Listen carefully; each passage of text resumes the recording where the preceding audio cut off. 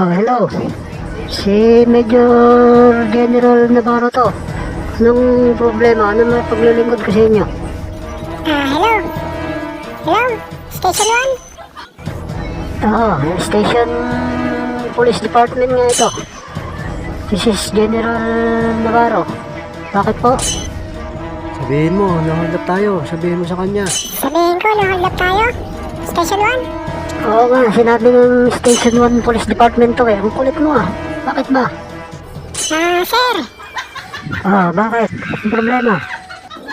Na-hold up kami, sir eh.